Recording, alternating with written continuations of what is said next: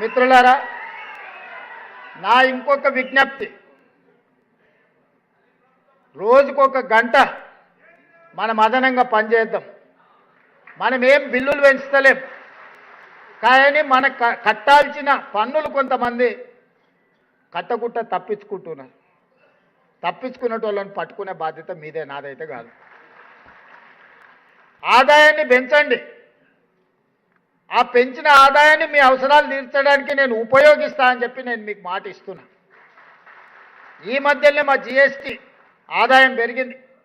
మా శ్రీనివాసరెడ్డి గారు stamps and రిజిస్ట్రేషన్లో కొంత ఆదాయాన్ని పెంచిండు. ఇంకొన్ని శాఖలలో మా ఆదాయం పెరిగింది. ఏది కూడా వృధా చేయకుండా ప్రభుత్వ ప్రతినిధులుగా మీకే వాటిని ఖర్చు పెడుతున్నాం. ఇవాళ ఇందిరమ్మ ఇండ్లు చిన్న ఆరోపణ లేకుండా 4.5 లక్షల ఇందిరమ్మ ఇండ్లు పేదవాళ్ళకి ఇస్తే దాదాపుగా 7 నుంచి 8 వేల కోట్ల రూపాయలు లబ్ధిదారులకు పంచిపెడితే అనా పైసా అవినీతి జరగకుండా చిన్న ఆరోపణ లేకుండా ఈరోజు ఆ పథకం అమలు జరుగుతుందంటే అందులో మీ శ్రమ లేదా? అడిగిన ప్రతి పేదవాడికి రేషన్ కార్డు అందించిందంటే అందులో మీ సేవ లేదా? 3,28,00,000 పేదలకు 6 కిలోల సన్న బియ్యం అందిస్తున్నారంటే అందులో మీ సేవ లేదా? 47 లక్షల కుటుంబాలకు 200 యూనిట్లు ఉచిత విద్యుత్తును అందిస్తున్నామంటే అందులో మీ సేవ లేదా? 55 లక్షల కుటుంబాలకు 500 రూపాయలకే సిలిండర్ అందిస్తున్నామంటే అందులో మీ సేవ లేదా?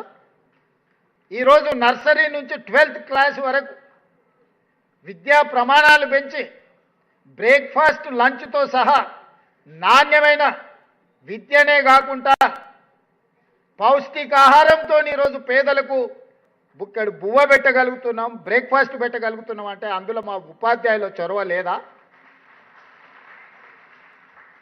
ఇవాళ స్వయం సహాయక సంఘాలకు 67 లక్షల మంది మా ఆడబిడ్డలకు 60,000 కోట్ల రూపాయల బ్యాంకు రుణాల లింకేజ్ ఇప్పించి 2,000 కోట్ల రూపాయలు సున్నా వడ్డీ పేరు మీద చెల్లించిన దాంట్లో మీ శ్రమ, మీ కృషి లేదా?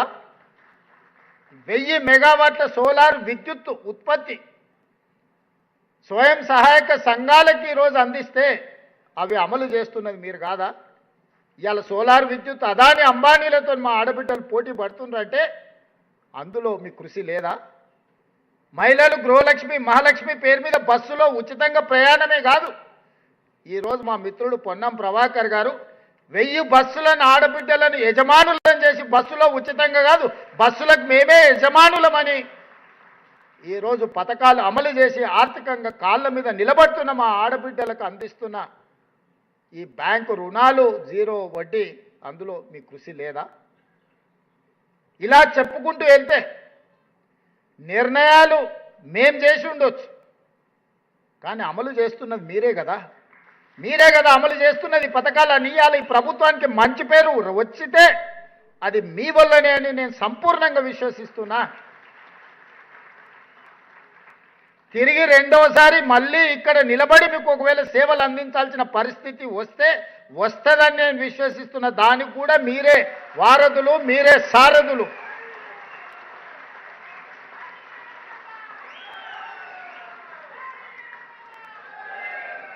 ఒక ప్రభుత్వానికి ప్రజలకు అనుసంధానకర్తలు, ఒక ప్రభుత్వం యొక్క ఇమేజ్ బిల్డింగ్ ప్రాసెస్లో బ్రాండ్ అంబాసిడర్సే మా ప్రభుత్వ ఉద్యోగులు.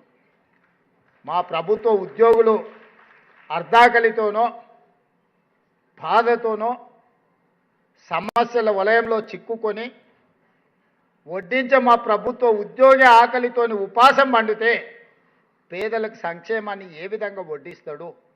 అందుకే మీరు ఆకలితోని ఉండొద్దు, మీరు అవమానాలతోని బ్రతకొద్దు, మీరు ఆత్మగౌరవంతో నిలబడాలి అనేదే నా యొక్క లక్ష్యము, నా యొక్క ఉద్దేశం.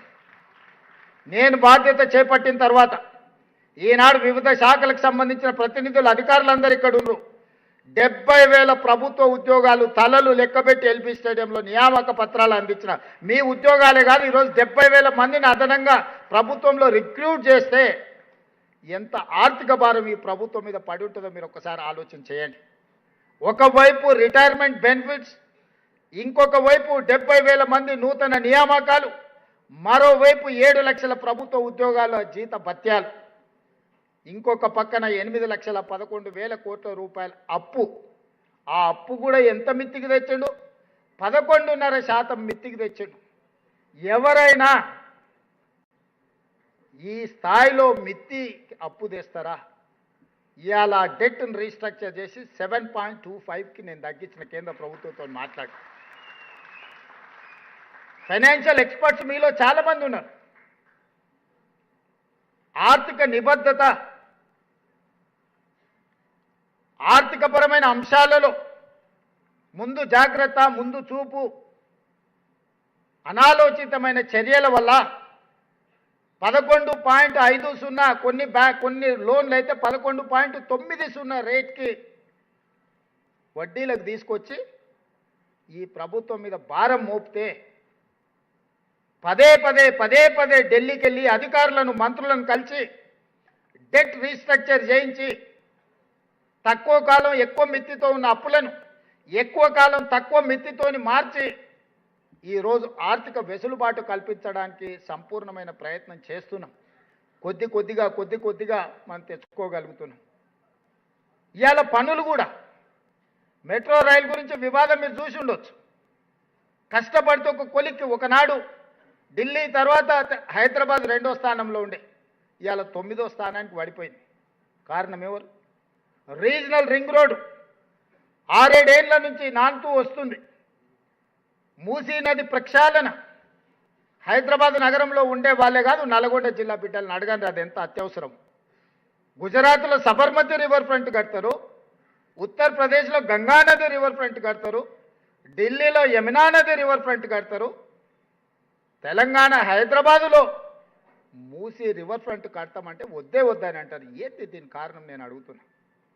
ప్రపంచంలో ముఖ్యంగా భారతదేశంలో ఆడబిడ్డల పేర్లు గంగా నది పేరు, యమునా నది పేరు, సరస్వతి పేరు, కృష్ణ పేరు, కావేరి పేరు మీద పిల్లల పేర్లు పెట్టుకుంటున్నారు, ఆడబిడ్డల పేరు. ఏ తల్లిదండ్రులైనా మూసీ నది పేరు ఎప్పుడైనా పెట్టుకున్నారా? ఎందుకు పెట్టుకోవట్లేదు? ఆ నదులు ఎంత గొప్పవో ఈ నది కూడా అంతే గొప్పది కదా. గంగా, కావేరి, కృష్ణ, సరస్వతి పేర్లు గొప్పగా పెట్టుకున్న ఆ నదుల పేర్లు మన బిడ్డల పేర్లు పెట్టుకుంటున్నాం కదా. మన ఆడబిడ్డలకు ఆ పేర్లు పెట్టుకున్నప్పుడు మనలో ఎవ్వరం కూడా మూసీ పేరు, మూసీ నది పేరు ఎందుకు పెట్టుకోలేదు? మూసీ కాలుష్య వెదజల్లుతుంది, మూసీ అంటేనే మురికి అన్న భావన కల్పించడం వల్లనే కదా. అందుకే కదా మూసీ నది పేరు పెట్టుకోలేదు. అందుకే ఈనాడు కాలుష్యం అయిపోయిన మురికిని వెదజల్లి నల్గొండ జిల్లా బిడ్డల ప్రాణాలు తీస్తున్న మూసీని ప్రక్షాళన చేసి కట్టాలని నేనంటే నా కాళ్ళలో కట్టె పెట్టాలని కొంతమంది తిరుగుతూ ఉన్నారు. ఔటర్ రింగ్ రోడ్ ఆర్థిక వ్యవస్థను మార్చింది. రీజనల్ రింగ్ రోడ్ వేసుకుంటే తప్ప, మెట్రో విస్తరించుకుంటే మీకే కాదు ఉపయోగపడేది.